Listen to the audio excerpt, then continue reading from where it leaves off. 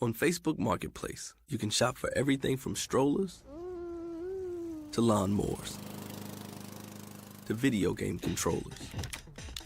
You can buy a briefcase from Faith, sell a basketball to Paul, or buy a record player from a neighbor named Taylor. See, there's a face in a book, and a market in a place where we can search and connect face to face. Facebook Marketplace. Buy and sell together. Blog Talk Radio. Well, I was just sitting here thinking to myself, which I've said over 300 episodes, which is, number one, I always forget what day it is. And yes, frankly, I thought it was Thursday. This is probably a testament to the fact that I'm either doing too much travel, or just doing too many shows. Can never do enough shows. Hi, everybody. Obviously, of course, we have quite the whirlwind this week. First of all, I'm very afraid of my guest today, so we'll get her on the line shortly, Andrea. I can't wait to talk to her. But don't want to forget to remind everybody of the rest of the shows this week. Why? Because I haven't posted them yet, and so I want to make sure to let everybody know and give them a heads up. Reminder on a couple quick things before we start. Again, still taking submissions for my Art is Alive Film Festival in Los Angeles. Yes, I liked it so much in New York that I had to do it in LA. So if you have a TV pilot of 60 minutes, a music video up to 10 minutes, or shorts or features up to 90 minutes, I'm looking for you. Obviously, the submission fee, we've kept it down relatively low so that you guys don't go broke, because I know what that's like. $30 across the board for absolutely everything. If you visit the website, artisalivefilmfestival.yolasite.com, go there, go to the section that says Art is Alive Los Angeles, and you'll be able to see it there. Otherwise, if you type in filmfreeway.com and then / Art is Alive Film Festival Los Angeles, you should be able to submit one way or the other. Submissions in through October 28th. Obviously, the festival is the first weekend in December. So excited, because that means I can go to LA and not freeze my butt off while I'm in Wisconsin or New York City. So yay me. Number two, I want to remind everybody, yes, I still need one male, one female. Where? In New York and also Wisconsin. For what? My new film, the first film. I'm insane, I know, but it has to get done. 100 Looks of Love. Obviously, it is literally what it's called, which is 100 different looks of love put together in a beautiful backdrop. We're using 6 genres. Could not be more excited about this. We've got black and white. We've got film noir. We've got silent. We've got comedy. We've got drama. We've got animation, using 6 of the biggest directors out there, from Hitchcock to Frank Capra to Steven Spielberg. Oh, my God, I'm so excited. But I need another man, I need another woman. That's a total of 4 people, folks, in 2 different states. If you're interested, CIN4251@gmail.com. Otherwise, come find me on social media. There is an actual page for this called 100 Looks of Love. We're developing a website. Shooting is going to be in November and December. And, yes, I get to shoot in New York City, preferably in front of Lord & Taylor before they closed. So if you're interested, age bracket, again, it can be union or non-union. And remember, this is all improv. Second of all, it should be between the ages of 30 and 55. So male, female, you know what to do. Last thing before we start with Andrea is, of course, the remainder of this week's schedule. So today, of course, we have Andrea Pass coming on shortly. Tomorrow, Double Decker, which is author Marty Schutz at SCHUTZ, coming on at 2 o'clock Central Standard Time. And then at 3 o'clock, one of my winners of the Art is Alive Film Festival for Best Female, which is Valerie Longoria. She has a film by the name of The Falls in the independent film circuit. Go ahead and check it out. I'll post information about her later today. And then, of course, this coming Friday, again, 2 more winners from my film festival. Jared Pruitt-Smith, who is in a movie called The Light Watcher, is on at 12:30 Central Standard Time. And then at 1:30 Central Standard Time, Robert Rosenbaum, who did a film by the name of Sunday in the Park with D.O.G. I'm always so excited to have my film festival winners on, because they have so much to talk about, and they're accomplished actors, writers, directors, and without those guys, without the films, I wouldn't have a festival. Without you guys watching them, wouldn't have it. Just that simple. So if you can't catch today, we got 2 shows tomorrow, 2 shows the next day. I must be on something. 5 shows, 1 week, folks. Okay, that's about enough of me. So I'm going to put Andrea on the line. You can just sit and listen to her talk for like an hour, because frankly, she's got so much to say. So without further ado, let's get her on the line. Andrea? Hi, Andrea? Hey, Cindy. How are you today? Petrified. I'm sure if you read the description, I'm very afraid to interview you. So hi, welcome to the show. You are too funny. You are the epitome of ask a busy woman and it gets done.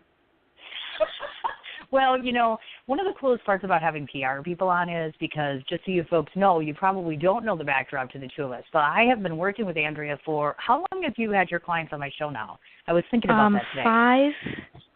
How long have you been doing this? 5 years? Well, actually, we're going on almost 8 years, so I'm like, okay, so it's about 5 years that we remember. Yeah, I think we've been working together for 5 years. Oh my God! And what's amazing about this, folks, is I think I've had one phone conversation with her in 5 years. I won't lie to you. I've never formally met her ever in my entire life. I feel like I lived through her life, through her pictures, through all the posts, all the different things. And make no mistake, she is like 100% business. Like she'll send me a little love note, and she'll be like, here's the client, and then I'm like trying to throw a little something in there, and she's like very serious. I'm like, oh my God. And then she wonders why I'm afraid to talk to her. Like literally, would you guys want to talk to this? Just saying. Okay, so we're going to talk all about the life and the times of Andrea. So we're going to move around a little bit because obviously most people don't know who you are. I'm very fortunate that I do know who you are. So let's start off a bit about you on the personal side of things, because you weren't always in PR. Obviously, you had a life. You were a younger person at one point in time. You went to school. You had children, the whole 9 yards. So let's start off in the very beginning. I'm going to guess when you were a small child, you didn't wake up one morning and say, I want to do public relations my whole life. Wink, wink.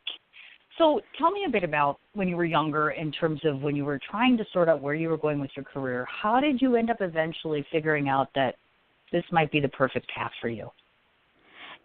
It's funny because when you're in school and you have all of the things that you get involved in, of course I was in the drama club and the school musicals and the student council and all of those sort of things, and I worked at Woolworth after school in high school. So for those listeners who remember the 5 and dime, I worked at one of those old-fashioned cash registers where you actually had to count the change. The machine did not tell you what the change was, so you had to know how to give change and interact with the customers. And I always knew that I wanted to do something in life involving people, being involved with people. Mm-hmm. And I always thought I would be a journalist. I loved writing. I loved writing when I was in high school. And when I went to college, I decided to major in communications, radio, TV, film at a school in New Jersey called Glassboro State College, which the history behind Glassboro is in the early 60s. President Johnson met with Premier Kosygin from Russia at Glassboro State College in South Jersey because Kosygin was in New York, Johnson, of course, in D.C., and Glassboro was the halfway mark in between the two. So that's the history of this little state college in New Jersey that has now blossomed into a university. But I majored in radio, TV, and film, and I loved broadcasting. Loved being on the radio, loved being the news director. I was a DJ as well, wasn't as good at that, but always had a great time.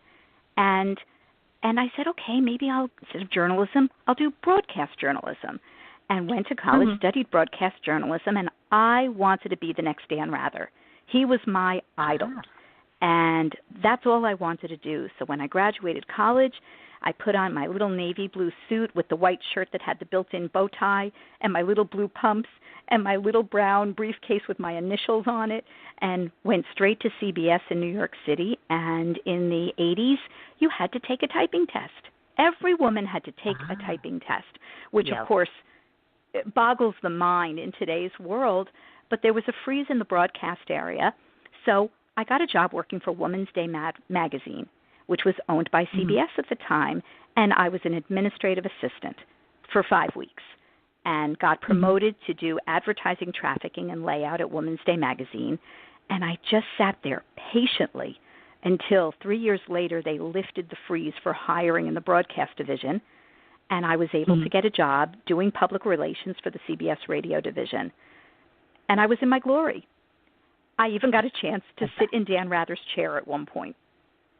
I didn't see him. Gosh. I didn't meet him, but I got to sit in his chair and take a picture with a 110 camera. And there I was sitting on the set of the CBS Evening News where Dan Rather was. And I actually, funny story, I actually interviewed to be one of his 12 assistants and got called back for the second interview. And I said to my parents, I don't want to be someone's assistant.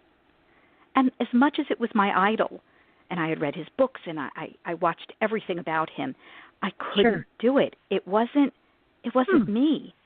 And I said, you know what, I'm really enjoying public relations, And I was always the PR chair of every committee. I was the PR chair at my sorority and the PR chair of different clubs in college and all of that. And I always loved doing public relations. And I took one PR class in college.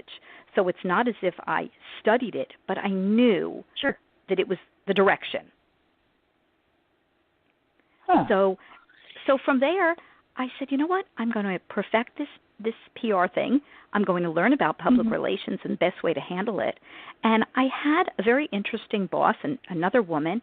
Maybe she was 5 years older than me at the time, and she was a very serious woman. And she didn't let me take credit for any work that I did. She had to take credit for my work, but she taught me how to write, and she taught me how to pitch, and she taught me the things that I did want to do in a future and the things I didn't want to do.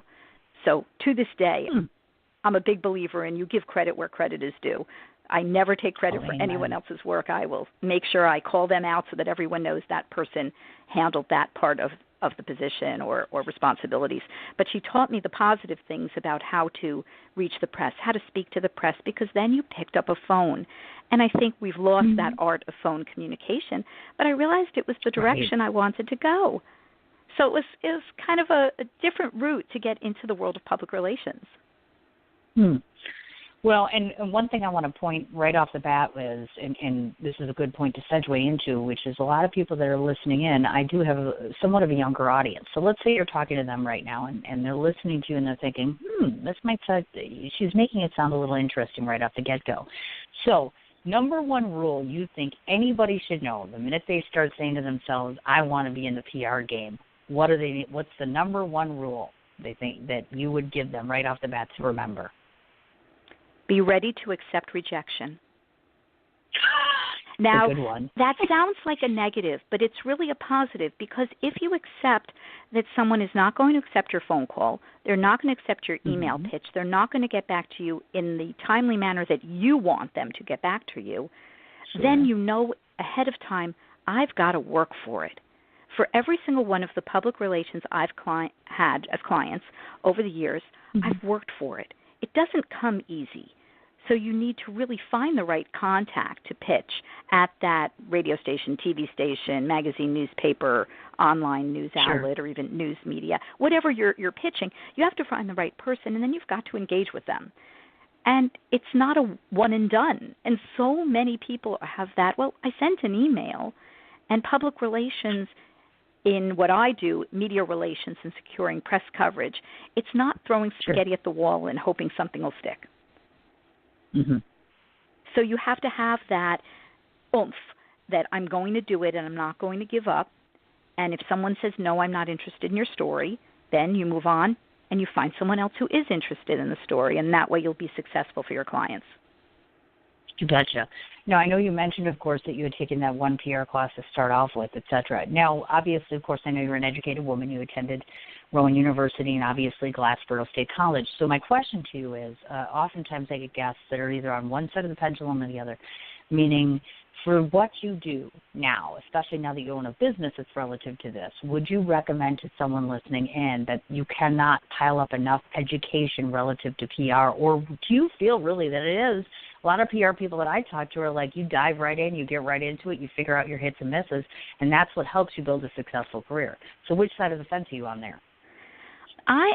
If I could be in the middle of the fence, that's where I would be, because you need an education, because you have to be a good writer and a good communicator. So you should be taking Communications 101 and whatever these kind of courses are now, so that you know how to write. Not every press release has to be written the same way, and in today's world, you don't use a press release. I write a press release so that I have my message points approved by my clients. I very rarely mail out a press release or email out a press release, but I write it because this way I have my notes done in such a format, and I make sure I'm not missing the message points that I think are important and the client thinks are important. So you have to have good writing skills. You have to have good communication skills. Take a public speaking class, because you're going to be speaking in front of your clients. You're going to be speaking in front of the press. You might be pitching new business. So you need to learn how to speak, and that's very important. So going to college and taking those courses and having an opportunity to be on the ground doing PR work, doing publicity, whether it's for a committee, for a class, for a project, that's going to give you a starting point. So I'm a big believer in education. I'm a big believer in internships. And I'm a huge believer in getting involved in clubs and activities at college and after college. And it's funny, just a few minutes ago I was talking to my daughter who's involved in local theater, and she was explaining how the show that she's currently in community theater, they're not getting sales because no one's doing publicity. It's not out there. And, of course, you know me, I'm the good mom. Right. Do you want me to help you? And she says, stop helicoptering, Ma.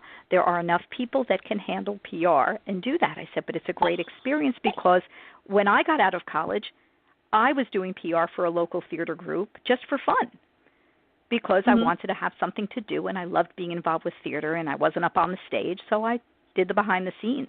So my advice for anybody listening is do. You'll be successful by doing. Don't just talk about it, do it. Oh, good advice. I talk about that all the time. I'm constantly on people to do all the time. So interesting and extremely good advice. And I also think passion and persistence has a lot to do with it. I think if you weren't really excited about your clients and what they have to offer and how they do in terms of business and as a professional, you wouldn't be half as good as what you are. You've found your purpose, and I would say rightly so. Not only that, she's very photogenic. If you ever take a look at her, and I kid you not on this, if you look at her website, her Instagram, and her Twitter, there's the very different phases of Andrea, and there are many of them, and she's going to be surprised that we're getting into a few of those phases that you folks probably wouldn't even think about because she's such a serious professional. Now, you've been doing this for over 30 years, clearly, and so I know, of course, we originally met when you were the former vice president at the Marketing Maven, which is where you used to work.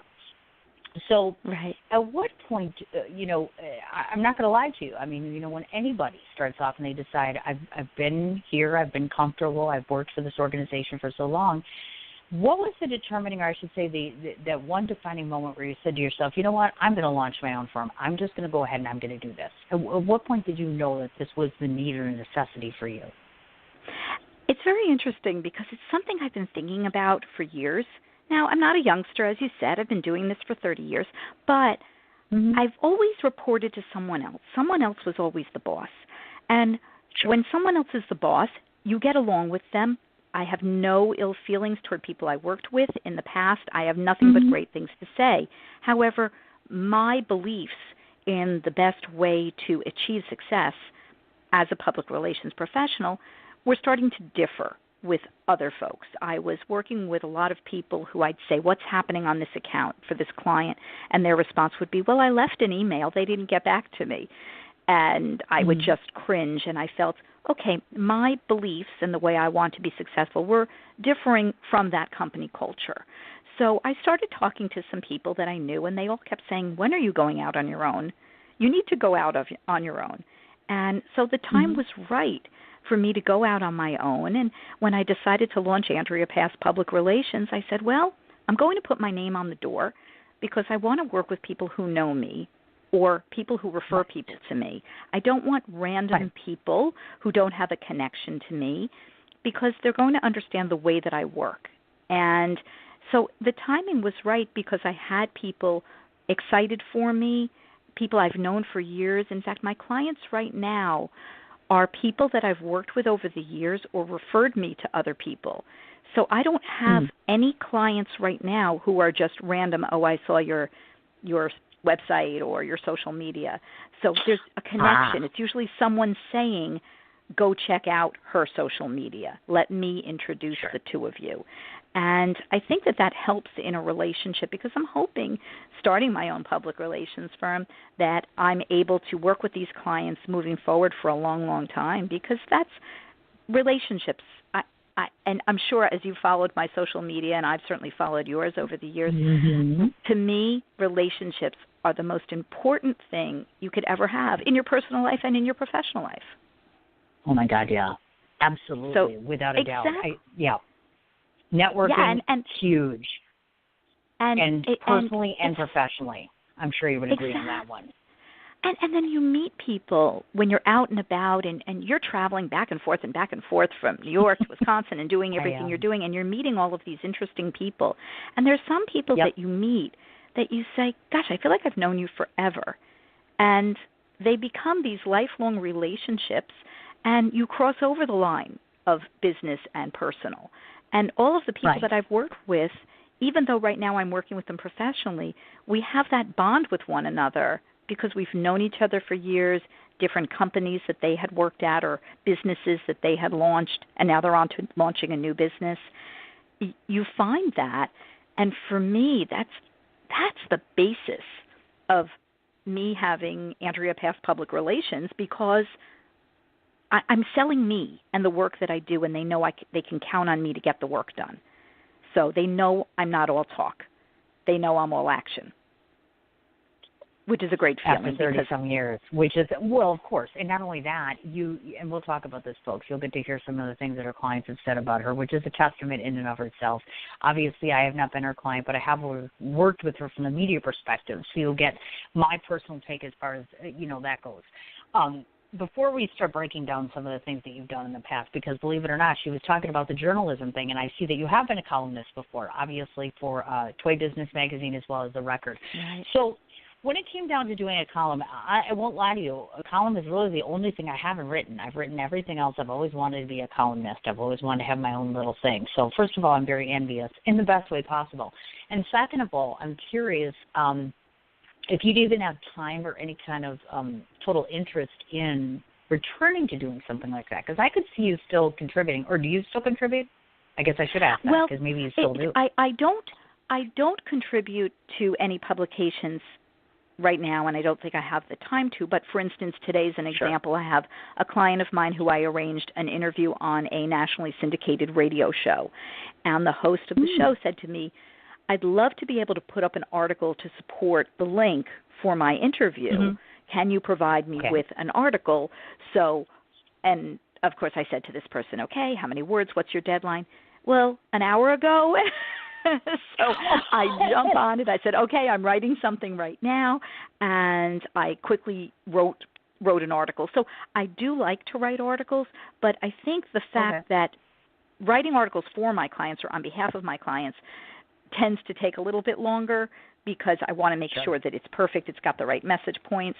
So the articles that I had written in the journalism I had done years ago focused on a lot of kids-oriented activities because my kids were younger.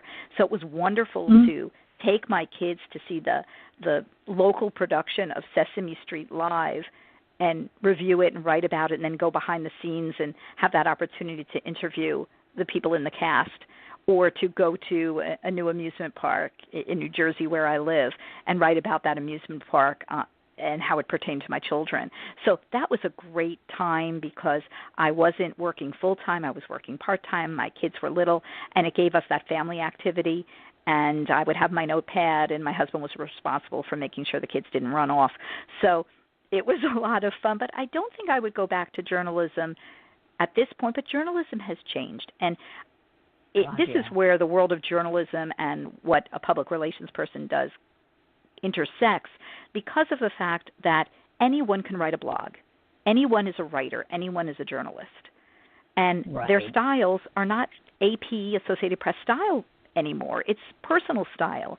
And you know what? That's okay, because that's what our world is. So for me to work with these bloggers who might be stay-at-home parents who are blogging, they might be writing for an online news media and be professional journalists who went to college for journalism. Each one is beneficial to my clients because my clients are business-to-consumer or business-to-business oriented clients.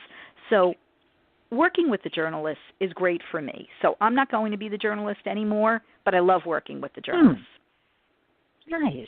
Yeah, I was curious about that because I was looking at you and I'm like, I wonder how often she gets a chance to write, because I'm like, I prefer to write than do some of the other things that I do, which is perfectly fine. But I thought, well, I'll throw it out there and we'll see what she has to say.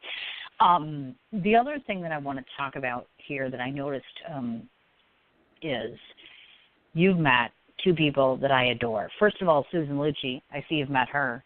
Way jealous, because I remember watching her soap opera. Yes, Susan Lucci, if you're listening, I did watch you, and I still watch you.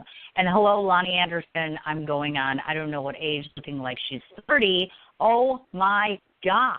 I want to sign up for a job like you have. I haven't met these people, but I want to. Well, I have to tell you, one of the really fun things over my career is I've had a chance to meet some really fun celebrities.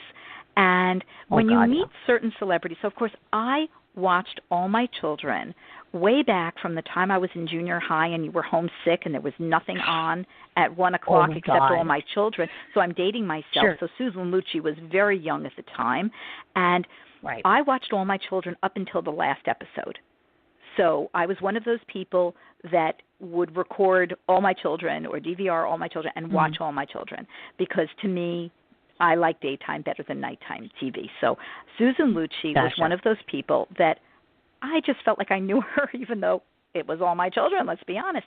And so I was at a convention. I do a lot of public relations in the direct response TV industry that a lot of people call the as seen on TV industry. And so I was at a convention in Las Vegas, and Susan Lucci was getting an award. And I walked up to the person who was kind of coordinating that particular evening, and I said to him, he knew me, I said, is there any way you can introduce me to Susan? He says, Andrea, come in. He walks me over, and she's standing with her husband. So I say, Susan, Helmut. So I knew his name, which of course must have impressed her. I said, it's so great to meet you. I said, Susan, I've been a fan for years. I wanted to come over and just say hello and say thank you. And she grabbed my hand with both hands. I always love when you get a handshake that someone holds your hand with both hands, because then they're actually paying attention to you, and they look at you, and they listen to you. And we had a whole conversation about her daughter and her grandchildren, and she couldn't believe how long I was watching, and she was delightful. Fast forward a year later, so now I'm going back 2 years now. We're at the same convention. My arm is in a sling. I had had a bicycle accident, went over the top of my bicycle, and I had shoulder surgery. But I still went to this convention, I think 2 weeks after shoulder surgery. So I'm waiting by the elevator bank, and she comes out of the elevator, and I get so excited. I said, Susan, I'm Andrea. It's so wonderful to see you again. She says, what did you do to yourself? And she moved us aside from all the other people. We must have talked for 15 minutes. Now, she really didn't remember me. There's no way she remembered me. She meets a million people. But the fact that she took 15 minutes out of her day to ask how I was, and it's good to see me again, which we knew she didn't remember me. But you meet someone like that in your lifetime, and that they take the time out, that's a true celebrity. And that's someone who's a true mensch.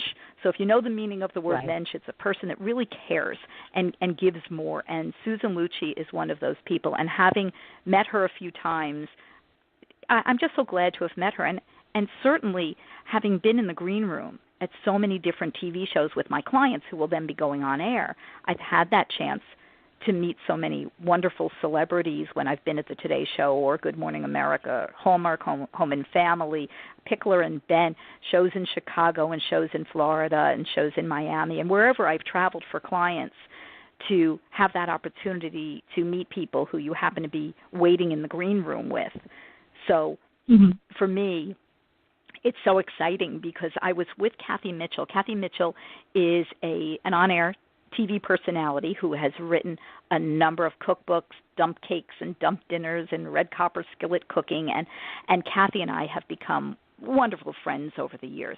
And so I'm at the Today Show with Kathy Mitchell, and she's doing, I think, a segment on cooking dump dinners where you dump everything in one pan and you cook it.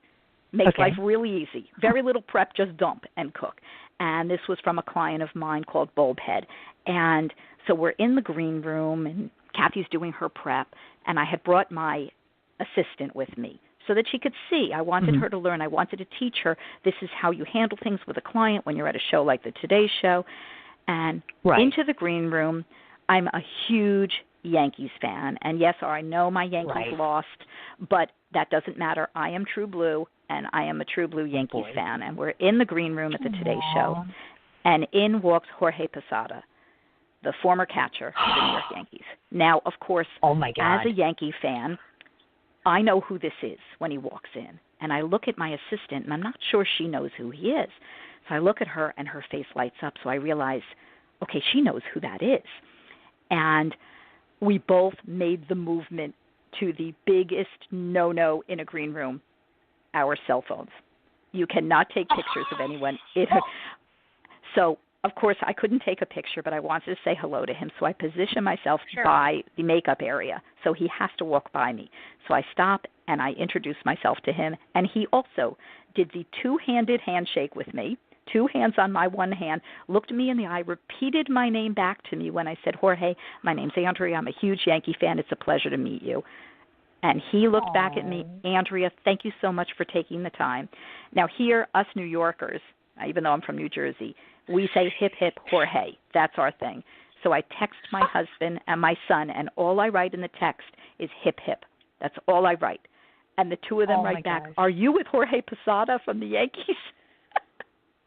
So you meet people who take the time in these green rooms, and I was with author Bruce Lubin at Hallmark Home and Family, which tapes on the Universal Studios lot in California, Universal City, California. And Bruce wrote a book, 10,001 Easy Solutions to Everyday Problems. And we were doing this segment at Hallmark, and I said to one of the production assistants, I said, boy, I would love to see the set, meaning the backlot tour. And they took us in a golf cart, me and this author, Bruce Lubin, and we got a tour of the backlot where you saw Jaws was filmed and all of these other things, Desperate Housewives, and we got a one-on-one tour. So people are so nice when you're out and about and you're doing your job and you're meeting them, and certainly having represented Chef Wolfgang Puck on and off over the years, he's just so funny because I'll travel places with him and we'll be at the Wendy Williams show or Rachel Ray's show or whatever we're doing, Good Morning America, and everybody loves Wolfgang. So when you walk in, it's a pleasure to represent someone as a PR person that everyone is interested what they have to say, but it's also a pleasure in between our TV shoots when we're sitting and having a cup of coffee and just talking about our families. So you betcha. It's really nice. And now Lonnie Anderson, that you mentioned Lonnie Anderson. So I was at a convention in San Diego. That was this year in, May. It was just in May of this year.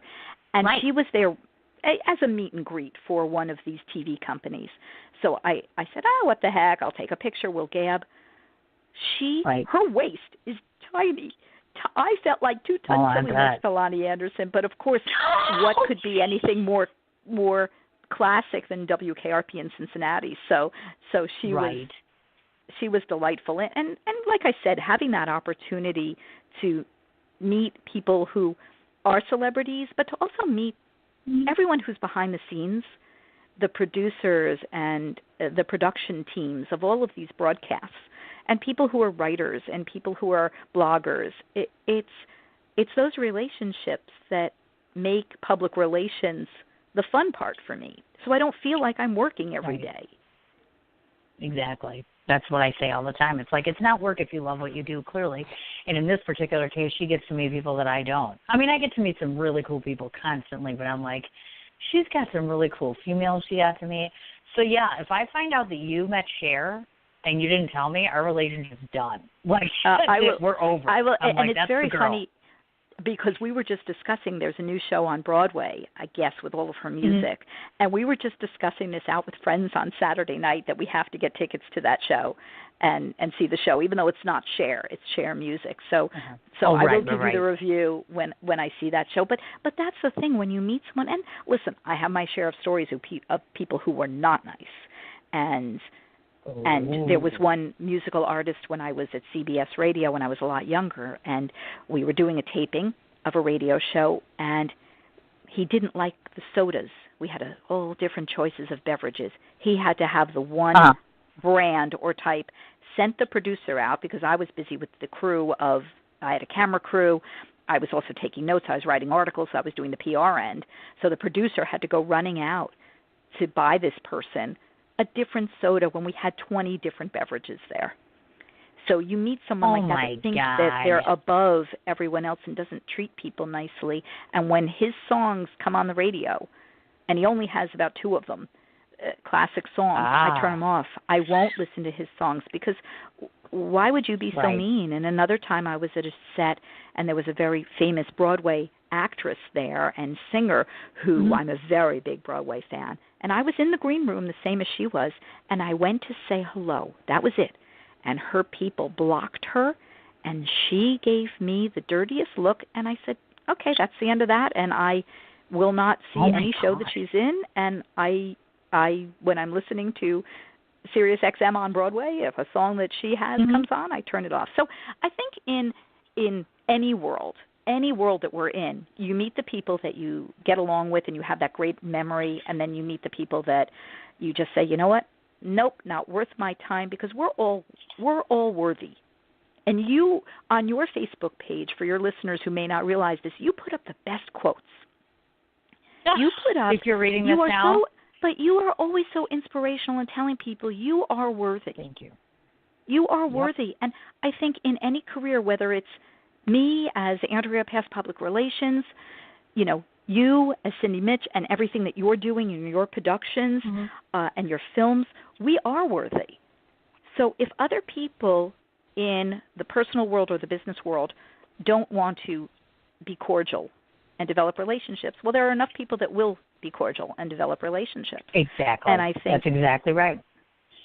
So let's focus on those people, and that's what's great. And certainly for me, starting my own public relations firm and working with new clients, one of my clients makes disposable peeling bed sheets.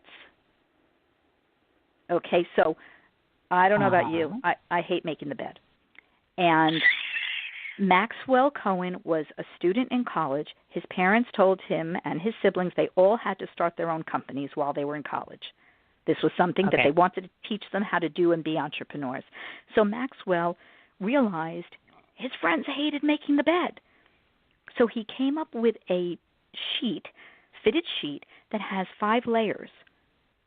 So you peel a layer off every 7 to 10 days because that's when you normally would wash the sheets. So 2 packages could last you the semester. So he invented this product, and he also realized his grandparents had trouble making the bed. It's hard to get fitted sheets on and off your bed. It's really a lot of work. And so Maxwell actually went on Shark Tank, and they rejected him. But that didn't deter him from starting his company. And now Peel Away Labs is Maxwell's company. Maxwell is 27 years old. Wow. He now has Peel Away's disposable bed sheets for average beds, twin, twin XL, king, queen beds. He also has crib appeal for mommies to use on their cribs. Now, having raised 2 children, I can tell you, those middle-of-the-night crib changings were horrendous. And this way you just take your kid out, peel a layer off, put the kid back in. It's all sanitary and clean. He created one called Dorm Appeal, specifically for dorms. And he even has one called Camp Appeal when your kids go to sleepaway camp. Oh, my gosh. How cool is that? Isn't that amazing? So it's Peel Aways, and he has another line called Peel Aways Health, because in hospitals, nurses spend 15 to 20 minutes per patient changing sheets. I mean, think about the time, energy, and money hospitals and home health care will save by using peel-aways per patient. So this way, you peel away the layer, it's sanitary, and you have your next layer, and you'll change the sheet in merely seconds. And you can even change the sheet with the patient in the bed because it's made in such a way that you can roll the patient onto a side and change the sheet. So when you represent a company for public relations like Peel Away Labs, you feel so good because you believe in the product. I only work with clients where I believe in what they do. I believe in their product. And that's great. Speaking of clients, I was just going to mention, because I know you had mentioned them, you know what I want to ask you about? I have to ask you about 4Ocean, because I keep seeing these posts that you're putting up about 4Ocean, and you're big on this. So I'm like, you have to talk about 4Ocean. Oh, I have to say to you, to all of your listeners, society dumps 16 billion pounds of plastic and trash into the oceans every year. What is that about? what is that about? And 4Ocean, the number 4, the word ocean, so 4Ocean.com if your listeners are interested in learning more. 4Ocean was founded by two young men when they went after college graduation. They graduated college in 2014. They took a surfing trip to Bali, Indonesia. Okay, you're a surfer dude. You go to Bali, Indonesia. Well, they couldn't surf. Right. There was so much plastic and trash. It frustrated them both and they saw the fishermen couldn't fish. So they had this idea, what if we hire the fishermen to clean the oceans? So the fishermen are making a living, and the oceans are getting cleaned at the same time. So in 2017, January of 2017, they launched 4Ocean as a business where they hire fishermen in the Florida area, in Bali, and we just launched in Haiti in September. Wow. To clean the ocean. So that is their job. Okay, how do they fund this? They fund this by selling 4Ocean bracelets. So the 4Ocean bracelets are made from recycled plastic. They are made in Bali, Indonesia, and $20 is the cost of a 4Ocean bracelet, and that funds their 4Ocean system for pulling a pound of plastic and trash out of the ocean. And then a good bulk of that plastic and trash are recycled. So the fact is you wear a 4Ocean bracelet, you're making a difference. So you might live in an inland area, you might live in Wisconsin, but you're still cleaning the ocean. So it's amazing. Alex and Andrew, the founders of 4Ocean, one is 27, one is 28. They're in business for less than 2 years. This summer, they had pulled their 1 millionth pound of plastic from the ocean. They will probably hit 2 million before the end of 2018. And it's so exciting. And to be involved with something like this that you feel so passionately about, I'm in awe, because you think, wow, they're 27, 28 years old, and they started this company right after they graduated from college. And it makes a difference. It makes a difference in our world. And by launching this new 4Ocean cleanup division in Haiti, Haiti is one of the islands that the influx of plastic and trash in their waterways is preventing anything else from happening around that island. And so this new cleanup division is employing people in Haiti, people who need jobs. This is all done out of Port-au-Prince, Haiti. And a lot of the trash that you see washing up around the shorelines in Haiti, it's the same trash that then travels the ocean and ends up in Florida. So catch it where it is, so that it's not coming here, but they're doing something about it. And for 2019, they'll be opening more cleanup divisions in other locations around the world. And they sponsor local beach cleanups so that you and I and anyone who's around the beach can come help and be part of it. So they have a big beach cleanup coming up in November in Jacksonville, Florida. And they just had one in Massachusetts, Texas, all over the place. Wherever there's a beach, they have groups that are getting the community together and getting people to help clean the beaches. And being a Jersey Shore lover, my family, we are down at the Jersey Shore a lot in the summer, and I'm so proud to say how clean the Jersey Shore is.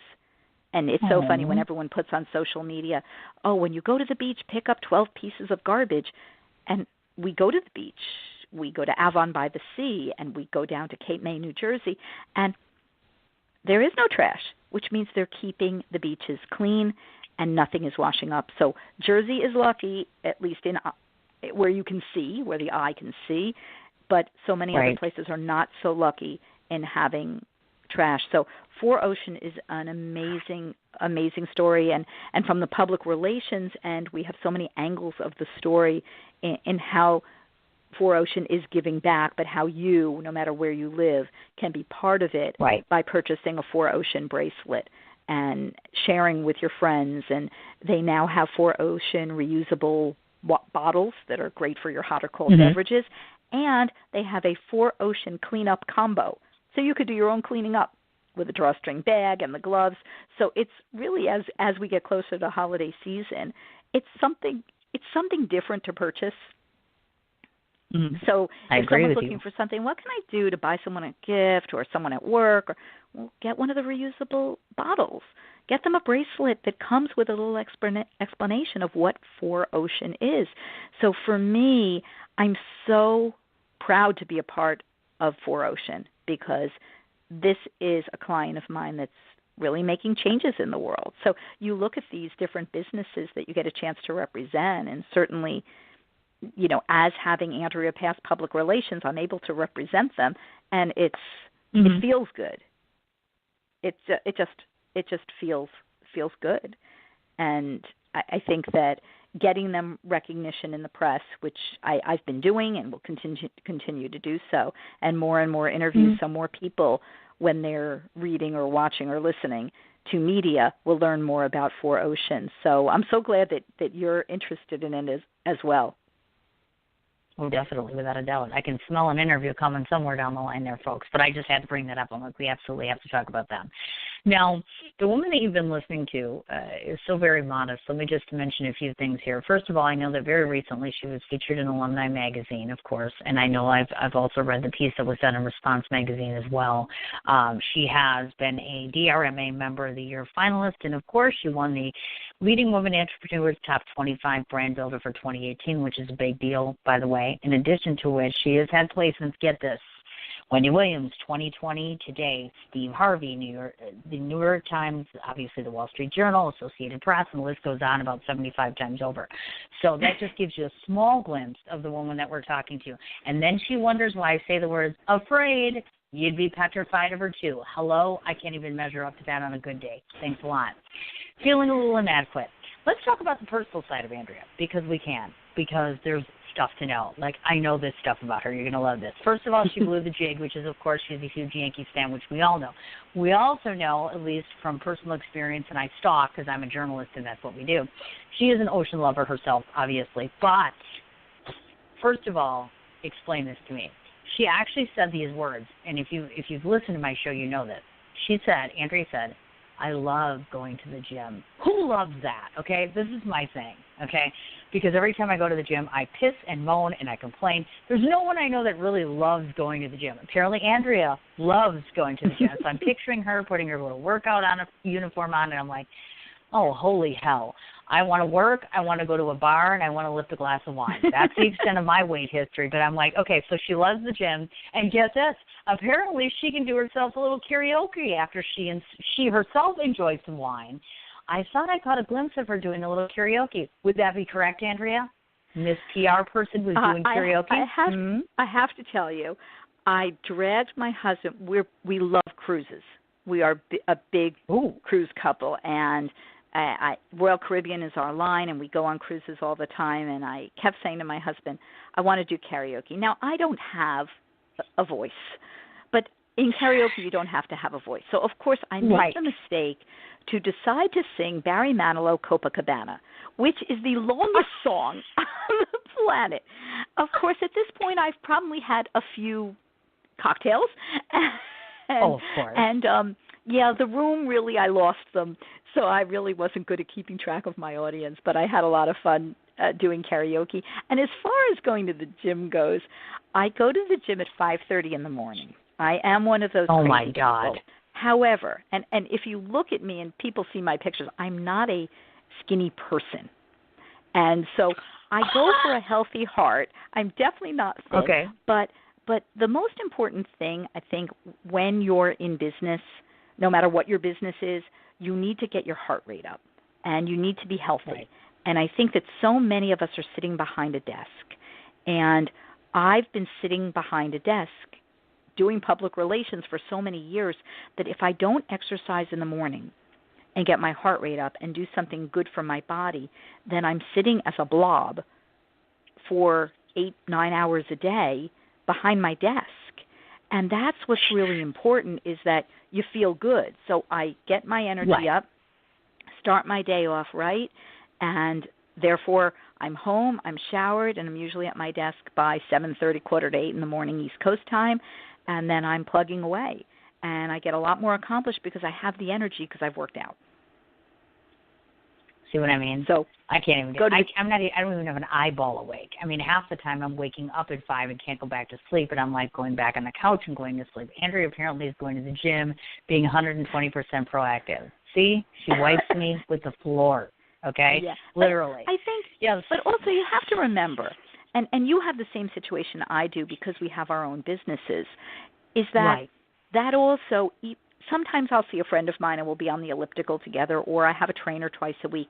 So it does give me face-to-face interaction with people because of the fact that I run Andrea Pass Public Relations out of a home office, so which is very normal. It's not as if many of your listeners don't also run businesses out of home environments. And for people like you and I, we are sociable people. We like socializing.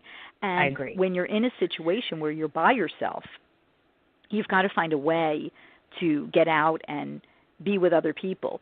So whether I'm going to business networking events, or I'm going to conferences, or I'm with clients at client meetings, or at press interviews, whatever I'm doing, I like getting out a bit. And that the only way that can happen every day is the gym, because you don't have client meetings or client TV shoots or things like that every day. So I do whatever I can to feel good, and one day maybe I'll be a little thinner, but that's okay. I'm happy. That's all that matters. Oh, my God, listen to her. Oh, again, I revert back to look at her on Twitter, Instagram, Facebook, etc., and you'll be calling bullshit, but that's okay. She wants to act like she's all, okay. What else do we know about her? First of all, I love the fact that she is so very tightly knit, not only to her own children, but her nephews, because I've seen, of course, that she is 100% faithful to special family time is special family time, or in this particular case, your special family breakfast with your nephews, which I thought was so adorable. And get this, she said this to her daughter. I was like, oh, my God, this is such an awe moment. She's like, we love you past Pluto. I'm like, I would so say something like that to my own daughter. Like, I've told her I love her more than my television. That's a lot, because I have to watch TV and interview people. I'm like, I mean, that's so cute. I'm like, and it's very funny Pluto. because we started saying that when Pluto was still a planet. So we've continued saying that even though Pluto is no longer a planet, we say that. And I pick on my kids because I have a son and I have a daughter. So my son is my favorite son and my daughter is my favorite daughter. And then my daughter will say, well, what if Eric was a girl? Well, then, if that was the case, he or she would be my favorite daughter, my favorite older daughter, and then my favorite younger daughter. So I'm an equal opportunity lover. So everybody's my favorite. But in the end of the day, what can matter more than your family? And you think about your children. I think about my children, and the fact that I'm very fortunate. I have my nephews who live in the same town as I do. I have other nephews who live in San Diego, and I have nieces that live in Long Island.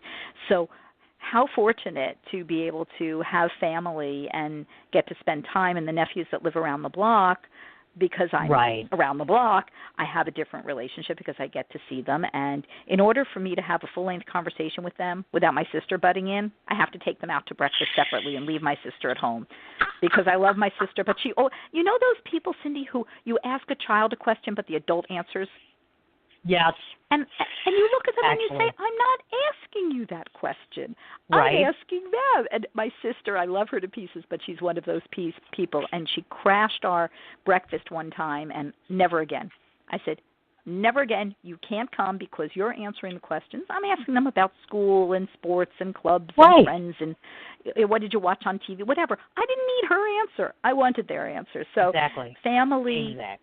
family is so important, and I'm very, very lucky to be with with family and Amen. And I agree.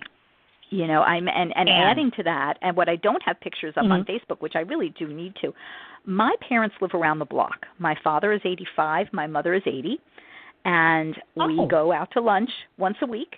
So I do take a lunch break once a week, and I have lunch with my parents. And I think that I'm one of the luckiest people on the planet because I realize how blessed I am that my parents are here and I get to spend time with them, and they get to learn about everything I'm doing. And as much as they don't understand enough about what public relations is. They're proud of me, and I get to spend time with them and tell them my stories. So for anyone who's listening, if your parents are with you, spend as much time as you can with them and spend time with your family, because at the end of the day, that's going to be more important than missing the first day of kindergarten because you should have been to work at 8 in the morning. Go to work late and go to the first day of kindergarten, and don't miss those events because you had a meeting. Rearrange your meeting. See how wise, clients understand. See how wise she is? Exactly. And I think that we do, some people have lost that, because I know I've gotten a lot of flack over the years for making decisions when my son was a seizure patient, et cetera. But I am very faithful and very loyal to the people that I love. And for some of us, that includes, well, in my case, a lot of my friend family are not blood related, but they are family too. So it is. Keeping those priorities is extremely important, especially when you're self-employed. I mean, we're fortunate that we have the time to be able to do that, but there are sacrifices that get made, to make provisions for things such as that. Now, the big question is this. So she's got this husband well over 28 years now. I can't even get a date in 2 weeks. Longer. 31 years in 2 weeks. Are you hearing this? Look at that. I can't even get a relationship to last. I don't even know how many months. I'm lucky to get a date, and she's going on 31. So, of course, we do talk about romance on my show, probably because I haven't had any in a while. So one must ask the obvious question. Tell me what he has brought to the table that's made you a better person and a better professional, because that's a big thing for me. The man connects to the woman. It's interesting because, like I said, we're about to celebrate our 31st wedding anniversary in a week. October 18th will be 31 years, and he supports me. And is marriage tough? Yes, it is tough. I'm not saying it's easy, but to get over those humps, he's a financial guy, so he does budgets and financial analysis and accounting and all the things that I don't do. And I'm the creative gal. So I think that the fact that we don't have similar careers is a great thing, but we have so many things that we love to do together. So whether that's going on vacation, going down to the Jersey Shore, going for walks, seeing movies, going out to dinner, supporting the Yankees and the New Jersey Devils. So we have the things that we really enjoy, but I think for any relationship, you need to also be your own person. So I have things. Sure. I play mahjong, okay? So that tile game that old Jewish ladies used to play. Oh, yeah. Well, okay. I've been playing mahjong for, 20-something years. And I'm out every Tuesday night with my girlfriends. We change houses, and we play mahjong, and we gab. And he goes and he does his things. He's in his organizations and whatever, and we both do volunteerism together and separately. And I think for any relationship, are you going to get mad at each other? Are you going to fight? Yes, you're going to get mad. You're going to fight. You're going to drive each other crazy. But then in some cases, it's not going to work out. And in other cases, you're going to get over the hump and move forward and realize this is a good thing. And we'll get past this, and we'll be fine. So do we argue? Do we have our things? Yes, but do we love each other and enjoy each other's company? And it's wonderful. So, yes. So happily married and very thankful for my husband. So he's been so supportive and so helpful. And when I said to him, okay, it's time for Andrea Pass Public Relations to happen, and he agreed it was the right time. Not everything happens at the right time. This was the right time. Sure. And he's very supportive, and he's so proud of me, just telling people stories. And he called me up, it was a few weeks ago from work, and he says, I had to tell you, one of his coworkers went to my website, and she was so impressed about all the things that I've done and I'm doing, and he was glowing. You could feel he was so excited because his coworker had nice things to say about his wife. How sweet is that? See, that's like an awe moment there, I have to say.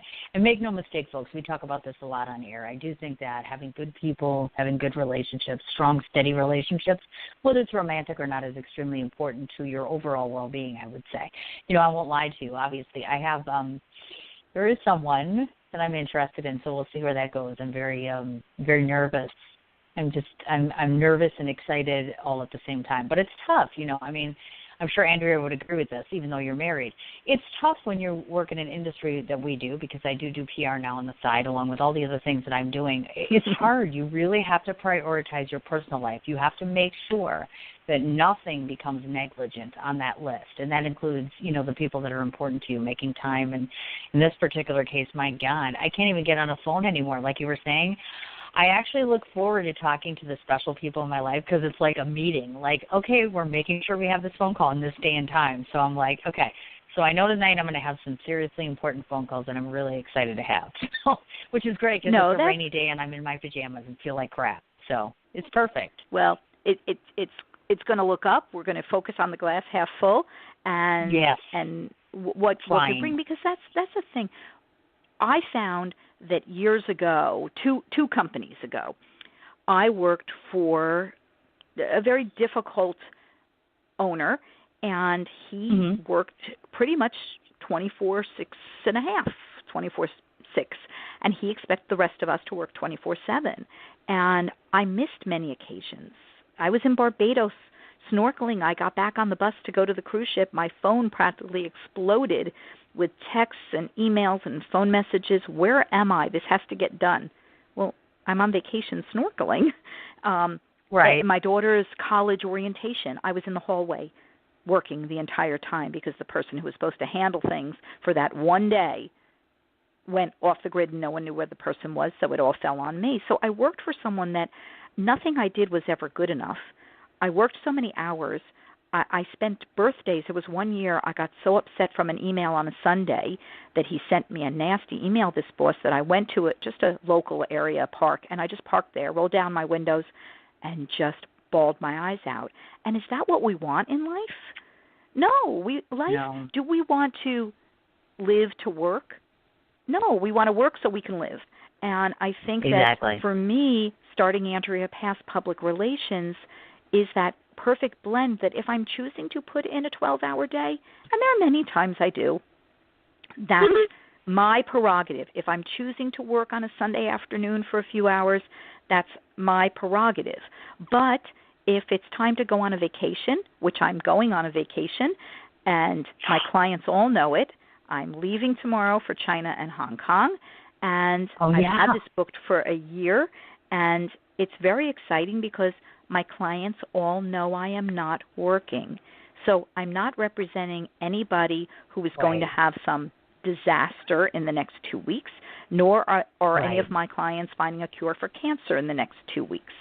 So to be able to take a vacation and enjoy myself, that's been a wonderful thing over the past few years. At the last company I was at, they were wonderful, great group of people. And I would send an email on vacation touching base, and they would write back, "Stop, go back to your vacation," which was wonderful, because you know what? What I do and what you do isn't the end of the world. We do things that are important. I'm not diminishing the value of what we do for a living, but it doesn't stop the world. So we should enjoy our lives and be able to take a vacation. I agree. And I think that my clients certainly understand that. And it's interesting. One of my clients, Janine Aronrelli, Janine owns Par Avion, which is a company where she purchases and procures business aviation. She is the number one woman selling and buying business jets. I mean, phenomenal woman story. And I think you might have spoken to Janine a few years ago, and if not, you are definitely going to have to speak to Janine, because she has such a great story. And, you know, you look at someone like this who is in business for herself in a man's world, because there are very few women that are involved in the business aviation field. She is tops, and she knows everything about these jets inside and out. And she still makes time to go to horse shows and to do volunteerism and give back to girls, encouraging them to pursue a STEM education so that they can get involved in the aviation industry. So I look at her and I'm in awe of her, because she can find her time to spend with her dogs and find her time to go for a long bike ride and still run an amazing business. So you look at these people who are an inspiration to you, and you see what they're working on and how they've done their businesses. And then you look at what you're creating for your business and what I'm creating for Andrea Pass Public Relations. Right. And it's so exciting. It's so exciting because you get that feedback from some of the people that you've met over your career, and that helps you move forward. And that's what's really exciting about it. And we're definitely going out for that drink the next time you're in New York and I'm in New York at the same time. Woo! That is awesome. Well, first of all, you're not going to be there when I'm there. I think, I go back next week. I'm covering the NAB convention, but I'm only there for like 3 days. It's a short stint because NAB is a huge thing. The next time after that. Yeah, so you the next come time back in November, definitely. I know. I was just going to say, I'm like there every month now, obviously. So the jig is up, folks. I'm getting acquainted. Well, I'm living there for good in 6 years. I'll be a permanent resident in the next 5 or 6 years, but I'm starting to just kind of, get more and more established there as far as that goes. And there's some really special people there that I just want to see more. So I'm like, of course I'm going to keep coming back. So, yes, we definitely have to have at least a glass of wine, if not more than that. Exactly. Let me just tell you, folks, what I know about her. Obviously, in the past, she's repped people. Obviously, you brought up the Wolfgang Puck clearly. Remember Continental Airlines? I thought that was cool. I was like, oh my God, she's got them. She had Farmland Dairies, New Jersey Restaurant Association, French's was on the list. I think it's Knorr. Is it Knorr or Knorr? The K-N-O-R. It's actually funny. It's very funny. It's Knorr. And when I represented them and I was saying Knorr, and finally one of the brand people said, it's Knorr. And it was so funny because the public didn't know it was Knorr, and I don't know if it really matters when anyone's purchasing something, but it was an exciting thing to be working with French's and Knorr and Frank's Red Hot Sauce and all those things years ago. Yeah, I've had some really fun clients over the years. Yes, she has. Oh, my God, right? Absolutely. And now, obviously, we have to ask the clear question here, which is, of course, folks have been listening to you. And just so you guys know, she crosses all sorts of borders, meaning that she has handled nonprofits, food and beverage, business owners, education, consumer products, obviously, also done authors, which is right up my, frame of mind here because I'm an author myself. So if somebody's listening in today and they're saying to themselves, I would love to be able to use this woman, I want to have you answer the question as to why they should. But first, I want you to address this because I don't want to forget about asking this question. I know that you've stated before that you use a specific public relations model in order to capture media coverage. So without giving that away to the mass audience, what do you feel, what is your biggest trick of the trade that you've learned over years to where any person, whether they're a newbie in PR, somebody that's over-established or still getting their stuff together, what would you recommend to them in terms of that, using somewhat of this model, without telling us the entire thing, to solidify coverage nowadays? Because I won't lie to you, not only has it become harder, but now we live in a pay-to-play, society, which I'm not a big fan of. It never used to be like that, at least I didn't think so, and now it's becoming more like that. So those that are out there and in the field and grasping at straws here, is there any recommendations or real advice you'd give to them in the regard of media coverage? Well, I think that number one, to secure media coverage for your brand. So if your brand is, you're an author and you have a book, and I have an author coming up that I'll be representing starting November 1st, you've got to get out there. So you've got to get out there, but you also have to realize who your audience is. So also I'll be representing a new hair care line that is being launched probably in December. So I'll be able to tell you more about that. I'm not allowed to tell. It's top secret right now. But we need to know who the audience is. And I think that people have to understand there was a time in the olden days that everyone thought they belonged on Oprah. Everyone wanted to be on Oprah. Today, everyone wants to be on Ellen DeGeneres. Well, to get your product, she doesn't do product. To get your product on Ellen DeGeneres, you're paying almost $1 million. There is so many ways to get editorial coverage without paying for it, which is becoming a staple now, this pay-to-play that you mentioned. But you need to work with an expert, an outside public relations pro that can steer you in the right direction. So someone like myself who understands the media landscape and how to get that story told is who you should work with. Can you do it on your own? Not really, because you're not going to reach the right person. You're not going to provide the information the right way. So the most important thing that I find in the world of public relations, and I hope it sets me aside as a differentiator, is I read a lot. I spend a lot every morning. I am reading newsletters. I'm seeing what press went where, what new media outlets open, what folded, what's happening, who's covering what. So I spend time doing that, number one. And number two, I pick up the phone. And am I on the phone 8 hours a day? No, I'm not going to lie to you. I'm not on the phone 8 hours a day. I still do a lot of email pitching. But if there's something you really want to find out and there's a media outlet you really want to reach, by saying to the person that picks up on the other end of the phone, can I have 20 seconds of your time to run this idea by you? And if you keep it short and sweet and don't ramble and know your points, then many times the reporter is going to say to you, wow, that is interesting. Can you send me more information? Right. But if you're not confident in what you're talking about, and I know this because I've listened to public relations practitioners pitch on the phone, and I've given feedback. And if you are going to get on the phone, you as a PR person or you as a general business person, and you're not going to come across as confident and knowledgeable in the topic, then the person on the other end is not going to be interested in your story. You can't leave a rambling phone message with a million like. Your message is messed up in there. No one's going to hear that other than all these little phrases you're sticking in between, and you're not getting your point across. So, for instance, I had found someone who's writing a series all about plastics in the ocean. That pertains to my client. So I left a quick phone message. I understand you're writing a series about plastics in the ocean. Let me tell you about 4Ocean that has already collected over 1.2 million pounds of plastic in less than 2 years. End of discussion. Here's my phone number. So keep yourself short and sweet when you're doing public relations to reach the right audiences. And don't discount different types of media. So whereas some clients might say, oh, I want to make sure if I'm pitching something to a blog that blogger has 100,000 unique views per month. Well, that's all well and good. They might have 100,000 unique views per month, but if they have no engagement, then what's the point? You want to engage with a blog, a writer that has engagement back, and that's what's going to be beneficial. I had a writer do a review about peel-aways, my client peel-aways, about a week or so ago. They don't have a large audience. However, within 1 hour, this person had 23 comments on her Facebook page.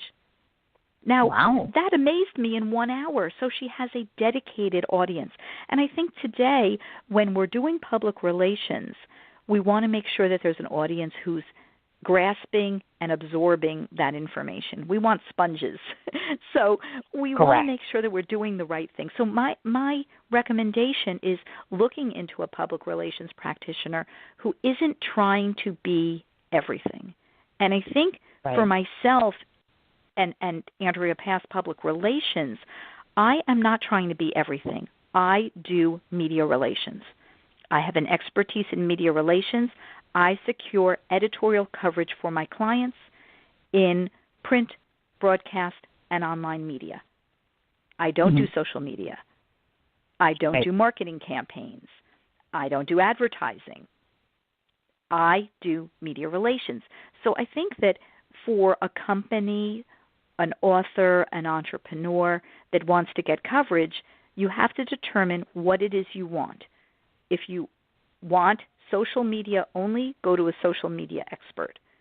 If you want to be a trade show expert, go to trade shows. If you want to be on panels, go to a speakers bureau. If you want editorial media coverage, you go to a company like an Andrea Pass Public Relations. Correct. See, who doesn't want to work with her? I mean, have you listened to this entire thing? It's like, absolutely. So I have to ask you, in case people are listening, are you currently accepting more clients now that you have a very big company of your own? Are you able to take on more clients at the present time? Because that's a pertinent question to ask. And it's a very good question. I do have room for a few more clients. My clients are based on monthly retainers with an hourly rate, and so I have that flexibility to bring on more clients, and then I have clients that I know are their project will be over. They will be leaving in December. So I Right. have more room for more clients. And right now I am working on my own, but I have a few long-term public relations connections who are looking for work, so they might be joining me in the coming months and in 2019 to do some projects for me. But first and foremost, I want my clients to always understand that my name is on the door, so you're getting Andrea Pass. I'm not handing you over to an intern or a newbie, and I look forward to always speaking with people who are entering the field. I've spoken with many college students over the years. People get in touch and say, would you talk to my son or daughter? And I'll devote a half hour, an hour to just speaking to college students in direction in public relations and where they should go. So I think that that's really important to help other people so you could figure out how to do it. But the public relations field, as you're fully aware, is constantly changing, and you addressed pay to play. It's interesting because the average viewer or listener doesn't know that it's a paid opportunity. It still is editorial content. However, TV stations, because advertising dollars are down, they have to come up with other ways to bring in funds. So lifestyle experts are getting money to pay to buy segments on these TV broadcasts. You're not going to see that on the Today shows and Good Morning Americas and Fox and Friends, but you're going to see it in the individual smaller markets that they need that kind of funding. So it's still important to consider it in a budget. It shouldn't be the end-all, be-all, but it's worth considering for editorial content to be reused on a client's social media. Right. That's excellent advice, as a matter of fact. I was just talking about that just the other day. It's just so amazing to me how things have changed, how just our climate and the whole culture as it relates to handling public relations has changed a great deal. And you really have become one of the pioneers that I'm aware of, and that is certainly not an exaggeration. I work with, and we, of course, you and I are in this very large PR group, one of many actually, that exists. And I can't tell you folks, and I say this all the time, even when you're not on the air, how grateful I am, because there are two publicists that really started bringing me their clients. Bridget O'Brien was one of them, and Dana Humphrey was one of them, and they kept bringing me clients. And then eventually word got around to other publicists. And before you know it, here you guys all are. And I think now, oh my God, there's like almost 20 of you that I deal with on an ongoing basis. And I'm so proud and so pleased to be able to have really good, healthy working relationships. Sometimes media and PR don't always go together very nicely. Just had an example of that today where I had a publicist who had messaged me, and he couldn't have been meaner. And I'm like, thanks for your help. Have a wonderful day. It's a tough line sometimes. So, you know, you always want to make sure that the lines between media and PR are always very, very good. The waters are very calm, and you're always very complimentary to one another. Case in point, the person on the other end of this phone has been extremely gratuitous to me. So I'm so sorry it's taken me such a long time to get you on the show. I feel like it's taken forever because literally there's just too many people now. I'm like, oh, my God, I can't even keep up anymore. I can't. I need to have another one of myself, actually, to tell you the truth. So now we have a couple things left to do because can you believe it's been almost an hour and a half. See what I mean? This is how it ends up. Goodness. Like I told her I told her 45 minutes. And know what? We're almost at 90 minutes right now. Do you see what happens? I can't help myself. It's a pleasure speaking People with come you. on my show, it gets crazy. Oh my God! See, I'm a likable kind of girl. Now it's the men in the universe, like all of you men, the males in the world. Did you hear that? Somebody just said I'm a pleasure to talk to. So maybe you could date me now. Wanted to throw that out to the listening audience. And Susan Lucci, Lonnie Anderson, if you're out there listening, yes, you should come on my show because I'm amazing, blah, blah, blah. Okay, so I want to, first off, let you know, because you should know this because your clients have been on enough, but about 2 hours after the show gets done and you're probably busy getting ready for your trip, I will send you a copy of your own interview. I will also go ahead and put it on my YouTube channel because I see you're now on YouTube as well. And this way you can put it up there as well as I can put it out there for those that may not be able to catch an afternoon show. That's number one. Number two, I want to read off all the various different ways to find Andrea, by the way. Oh, and before I forget, so I'm going to guess, is Mandel your married name or is it Pass? Because I just noticed sometimes you refer to yourself as Andrea Pass. Andrea Pass. Mandel is my maiden name. And so I just have that there for when I'm on social media. I have that there so that people in high school and college will say, "Oh yeah, that's Andrea." So because they don't all know my married name. So, but Andrea Pass has been my name for quite a long time now. So. Okay, all right. I just wanted to make sure to distinguish the difference because not everybody, because like I said, when you Google her 2 different ways, you find 2 different people, that kind of good stuff. Okay, so the website is, of course, AndreaPassPR.com. She has a Twitter handle, which is at NJ_Andrea. She has an Instagram page, which is Andrea_Pass_PR. She has a LinkedIn profile. Her YouTube channel is Andrea Pass Public Relations. And, of course, on Facebook, she has a personal page, which we all know I stalked quite a bit. And, of course, Andrea Pass Public Relations. Is there any other place where people should be looking for you, social media or otherwise? You hit them all, but I certainly would encourage your listeners to please start following me on Facebook on Andrea Pass Public Relations because I'm putting up different articles that my clients are featured in, and then I'm putting up different points. And I do the same on LinkedIn. So those 2 social media avenues are great avenues for learning information and seeing what I do and seeing, okay, is Andrea Pass Public Relations the firm for me? Look at what she's doing. Yes, I want that as well. So I find those to be the 2 best sites to find me on. Absolutely. And before I forget to mention this, because I meant to do this and did not, please give us the website address for Peelaways and 4Ocean as well. That would be great. So for Peelaways is peelaways.com with an S, and 4Ocean is the number 4, the word ocean, 4Ocean.com, and you'll be able to see all of their social media there as well. And I'd also like to just mention one other client that I've worked with for many years, and they've come back to me now, and that's Stauer Jewelry, STAUER.com. So if you're looking for watches and jewelry and gemstones that have a great story behind them, Stauer is a great place to check out, especially with holiday season coming up. Stauer's stories behind each pair of earrings, bracelet, necklace, watch, etc., gives you that story. And I think when you give a gift of jewelry that has a story behind it, it adds to that excitement of jewelry. So that's another really great one. And then coming out in November, December is a new book by Michael Medico called Absolutely Positively Real Fake News.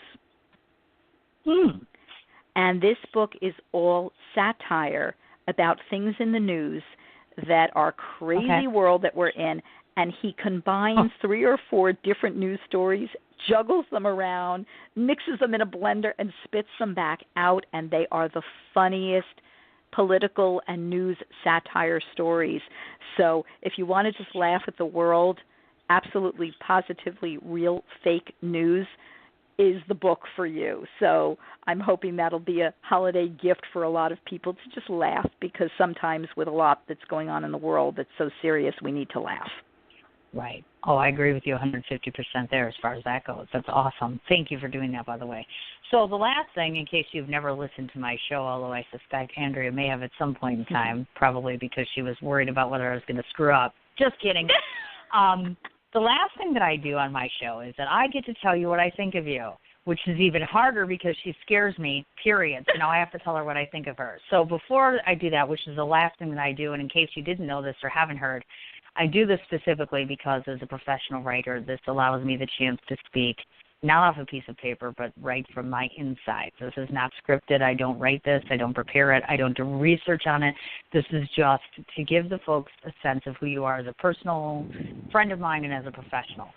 So the last thing I want to do is do that. But before I get to that, this is a really quick reminder that I did not want to forget about, because this is hugely important. Today, folks, if you don't know this, October 10th is World Mental Health Day. Why is that significant? Well, first of all, for those of you that don't know, I've been a mental health patient for 30 years. So that's a big deal. I've been a bipolar patient for 30 years, and I'm very candid about that. So, number one, to anybody who is listening in today who has a fellow mental health issue or is struggling with a mental health issue, I see you, and I hear you, and I recognize you, and just in case nobody told you, you are perfect just as you are. completely 150%. Do not change who you are. Have people accept you for who you are, and if they can't, they're not in your true tribe. So remember that. Number two, I ask, and of course I'm sure, Andrew, you've seen this, my absence on social media today. We sadly lost a 12-year-old child in our school district this last week, and the suspicion is suicide, and unfortunately it's taking a toll on a good number of us, including my own family. We had an incident last night which is very uncomfortable with my own son. So if you have the time and a moment to give, whoever you pray to, whether it's Buddha, Jesus, you name it, there's a family that's hurting in Wisconsin very badly, and I suspect that there might have been a mental health issue involved with that as well. So it's days like today, although it is recognized one day out of a year, should be recognized 365 days a year. It's nothing short of tragic, and it makes days like today very hard to work. I won't lie to you. It took a whole lot of energy to do an entire show today, let alone service a lot of clients, and I still have to work after this. So, folks, just be cognizant of this today. And like I said, they could use all the prayers and all the help they could get. They're burying their child tomorrow. So I would appreciate that very much. So I just wanted to get that out there because I know that sadly, I haven't seen a whole lot of conversations about World Mental Health Day, and it's important. It really is important to carry that conversation on all year round. So for me to everybody, you've heard it. Which brings us back to you, Andrea. So I finally get to tell you what I think of you after 5 years. I've waited a long time. Uh-oh. Okay. Yeah. Are you sitting down? I hope. I'm sitting. You have wine? You should probably have it. Just kidding. Not yet. It's too early. It's too early. Oh, honey. Are you kidding me? You're at, 4 o'clock right now? It's basically 5. That's the way I compensate. I'm like, it's almost 5. We can do it. Okay, so here it goes. First of all, let me just backstep a little bit to 5 years ago because, to be honest with you, I want to say it was the Czar group that we met or that we had our first interaction. I started talking about my show. And obviously 5 years ago, I want to believe that I was a little less versed and a little less good at what I do versus compared to now. I've had 8 years of experience almost, and now I've learned a few things. These are the things that I know about Andrea to be true. The first time that I approached her, and every time thereafter, I can always count on 3 different things. First of all, she's very proficient, as I mentioned, very passionate, and most importantly, very, very professional. She never shortchanges me when it comes to sending me stories, meaning the front, back, and sideways of a client. Number 2, she never sends me a client that she knows is going to pull a no-show, who's not going to call, who's not going to give 110% in an interview. This is hugely and fundamentally big in my book. Why? Because I can't tell you how many times I talk to a PR person who sends me somebody, and sometimes it works out great. In fact, most of the time it does. But you are always measured by your next show, by your next person, by the next thing that you wish to promote. So that whole publicity media relationship is so very important. So number 1, I know she's bringing me quality people with quality products and me being able to put on a quality show. That's number 1. Number 2, I always know that when I talk to her, I always feel like I'm speaking to a military sergeant. I know she thinks I'm kidding, but make no mistake that I am scared shitless when she answers me back. Is she going to say, well, okay, I guess we'll work it out that way then. I'm always like thinking in the back of my head, she probably has that student-teacher thing, you know, how they're standing there with the ruler. She's the teacher, and she's like, oh, my God, did she just do that? So she always has me pushing for that approval. That's not a bad thing necessarily, because when you are working with someone and it's very important to you that you get praise and approval from them, that means you must respect them and revere their talent and their abilities, which I do in this particular case.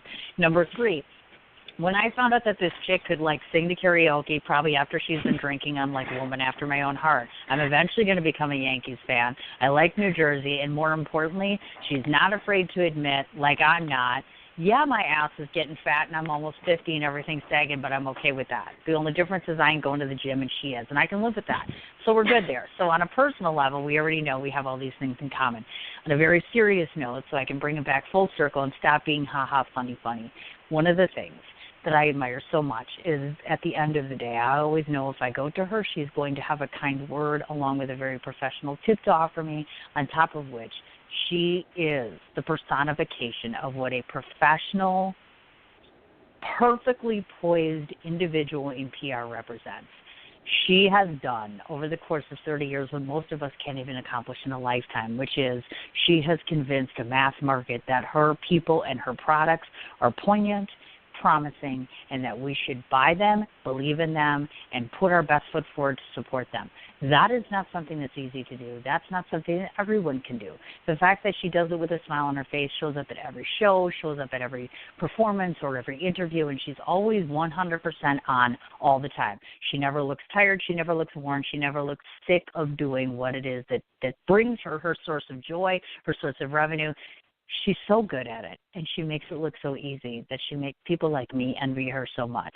The reason I fear you so much is because I know that at never any point in time in this game am I ever going to be as good as you are, and I'm perfectly okay with standing here and revering you and fearing you in the best possible way all the way from Wisconsin. I'm grateful for you. I'm grateful to you. And most importantly, I'm so excited about the idea of being in a room with you and trying to at least feel equal. One day, when I grow up, I want to be just like you. So thank you for giving me something to look up to. Cindy, you are a pleasure, and you are awesome, and you juggle as a mom, too much. A mom that has her concerns and life challenges, to be able to move forward and create all of the different things you've created in so many different categories in your world is a true inspiration to anyone, male or female, who is saying, can I do this? A person like you certainly stresses, yes, I can.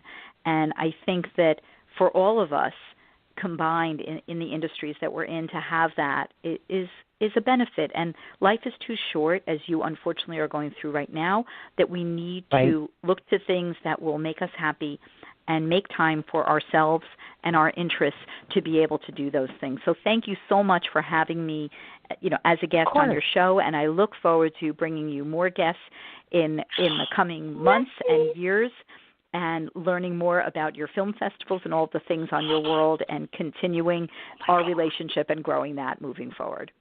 Yay! Oh, my God, look at that. She doesn't dislike me. I think she likes me. After 5 years, I think I might have gotten a small seal of approval. See, I've been waiting a long time to get You're that. awesome. I'm like, that's You're really awesome. all I wanted you to come on. Thank you so much. You said it. Hey, have a wonderful time out of country. Please do so. Enjoy your time away. Enjoy your time, your downtime. Don't work. Have fun. Enjoy yourself. I'll keep you posted on when I'm coming to New York City. Now get the hell off my show so I can say goodbye. And you can go back and do your thing. I've kept you long enough. It really was Thank you, Cindy. Take care. All right, bye-bye. Dear. Bye-bye. Tell me she's not fabulous, right? Do you see why she scares me? Thank you. No, my very, very, very deepest and dearest thanks to Andrea Pass for coming on the show today.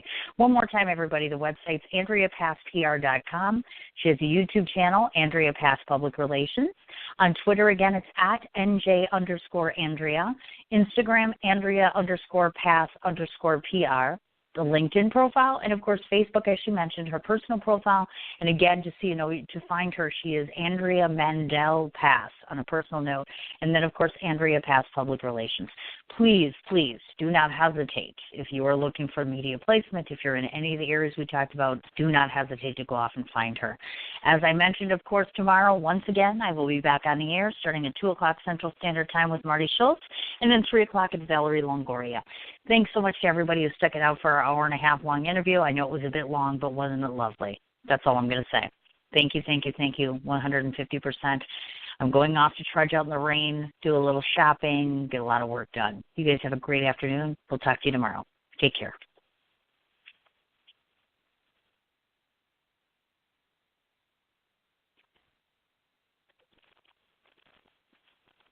On Facebook Marketplace, you can buy basketballs or paintings for your walls from neighbors like Michelle or Paul. Hi. Hello. Because on Facebook Marketplace, there's a real person behind the things for sale. Facebook Marketplace. Shop with real people for really great finds. When it's really good, it's like the first time all over again. The performing arts are crazy like that. Whether it's your first time or you just wanted to feel that way, MKEArts.com can take you there. The United Performing Arts Fund invites you to experience a night to remember.